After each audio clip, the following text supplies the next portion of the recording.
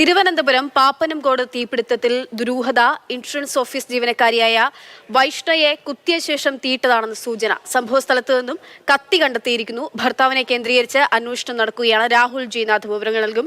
രാഹുൽ, ഉച്ചയോട് കഴിഞ്ഞ് ഈ വാർത്ത പുറത്തുവരുന്ന സമയം മുതൽ ദുരൂഹത എന്നുള്ള ആരോപണം നാട്ടുകാരുടെ ഭാഗത്തു നിന്നൊക്കെ ഉണ്ടായിരുന്നു. പോലീസും ആ തരത്തിലുള്ള സംശയങ്ങൾ പ്രകടിപ്പിച്ചിരുന്നു. എന്താണ് ഇപ്പോൾ കത്തി കണ്ടെത്തി അതിനപ്പുറത്തേക്ക് ലഭ്യമാകുന്ന വിവരങ്ങൾ?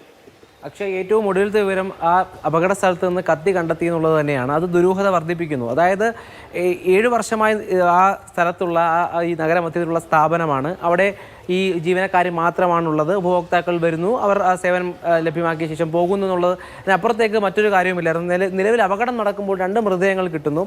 അതിൽ ഈ വൈഷ്ണവയുടെ മൃതദേഹം ക്യാബിന് പുറത്തു നിന്നാണ് ലഭിക്കുന്നത്. മറ്റൊരു മൃതദേഹം അത് ആരുടെയാണെന്നുള്ള ചോദ്യമാണ് ഇപ്പോൾ വരെ അനിശ്ചിതത്വത്തിൽ നിൽക്കുന്നത്. എന്തായാലും നിലവിൽ ആ രണ്ടാമത് ലഭിച്ച മൃതദേഹം, വൈഷ്ണയുടെ മൃതദേഹത്തിനൊപ്പം ലഭിച്ച മൃതദേഹം, അത് തിരിച്ചറിയാനായിട്ടില്ല എന്നുള്ളതാണ് ദുരൂഹത വർദ്ധിപ്പിക്കുന്നത്. അതിനോടൊപ്പം ഈ അപകട സ്ഥലത്ത് നിന്ന് ഏറ്റവും ഒടുവിൽ കത്ത് ലഭിക്കുന്നു എന്നുള്ളതാണ്. അതായത് വൈഷ്ണയെ ആക്രമിക്കാൻ ശ്രമിച്ചുകൊണ്ട് ആരോ അവിടെ എത്തി ആസൂത്രണം ചെയ്തു വരുന്നു. അതിനുശേഷം വൈഷ്ണയെ കുത്തുന്നു. ശേഷമാണ് ഒരു പൊട്ടിത്തെറി ഉണ്ടാക്കിയത് അല്ലെങ്കിൽ തീ ഇട്ടത് എന്നുള്ള രീതിയിലാണ് ഇപ്പോൾ കാര്യങ്ങൾ മുമ്പോട്ട് പോകുന്നത്. പോലീസും അത്തരത്തിലാണ് അന്വേഷണം മുന്നോട്ട് കൊണ്ടുപോകുന്നത്. ഏറ്റവും പ്രധാനം വൈഷ്ണയുടെ ഭർത്താവുമായി ബന്ധപ്പെട്ട സംശയം, കത്തി കണ്ടെത്തിയതിനപ്പുറത്തേക്ക് ആക്രമിക്കപ്പെട്ടു എന്ന തോതിൽ എന്തെങ്കിലും മനസ്സിലാക്കാനോ? കത്തിയിൽ ചോരയുടെ പാടുകൾ അങ്ങനെ എന്തെങ്കിലും ഒക്കെ ഉണ്ടോ?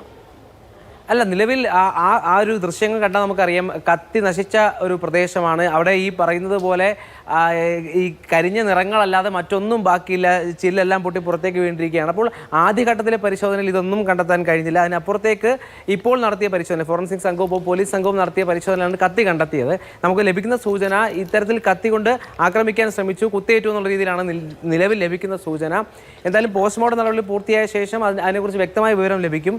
ഏറ്റവും പ്രധാനപ്പെട്ട കാര്യം, ദുരൂഹത നിലനിൽക്കുന്നു. അത് ഇപ്പോൾ നിലവിൽ പോലീസ് CCTV ദൃശ്യങ്ങൾ പരിശോധിക്കുകയാണ്. ഒപ്പം ഭർത്താവുമായി ബന്ധപ്പെട്ടാണ് അന്വേഷണം നടത്തുന്നത്. ഭർത്താവിനെ വിളിക്കാൻ ശ്രമിച്ചപ്പോൾ ഫോൺ സ്വിച്ച് ഓഫ് ആയിരുന്നു. നിലവിൽ എവിടെയാണെന്ന് കണ്ടെത്താൻ കഴിഞ്ഞിട്ടില്ല. അത്തരത്തിൽ ഭർത്താവുമായി ബന്ധപ്പെട്ട അന്വേഷണം നടക്കുന്നു.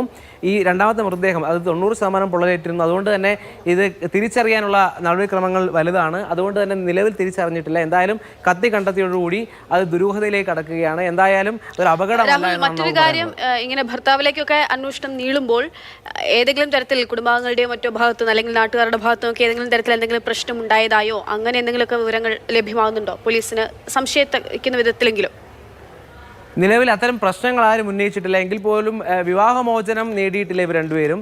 അതിനപ്പുറത്തേക്ക് പ്രശ്നങ്ങൾ നിലനിന്നിരുന്നു. ഇവർ തമ്മിൽ ഒരുമിച്ചല്ലായിരുന്നു താമസിക്കുന്നതെന്നാണ് നാട്ടുകാർ നമ്മോട് പറഞ്ഞത്. അത്തരത്തിൽ ഈ വൈഷ്ണയുടെ വീടുമായി ബന്ധപ്പെട്ട പ്രതികരണം എടുക്കാൻ ശ്രമിച്ചപ്പോഴും അതിന് പരിമിതികൾ ഉണ്ടായിരുന്നു. അതുകൊണ്ട് അത്തരത്തിലുള്ള പ്രതികരണങ്ങൾ നമുക്ക് ലഭ്യമായിട്ടില്ല. പോലീസും ഇത്തരത്തിലുള്ള സൂചനകൾ പിടിച്ചാണ് മുൻപോട്ട് പോകുന്നത്. ആ സൂചനയിൽ നിന്ന് ഭർത്താവുമായി ബന്ധപ്പെട്ട അന്വേഷണം നടത്തുന്നു.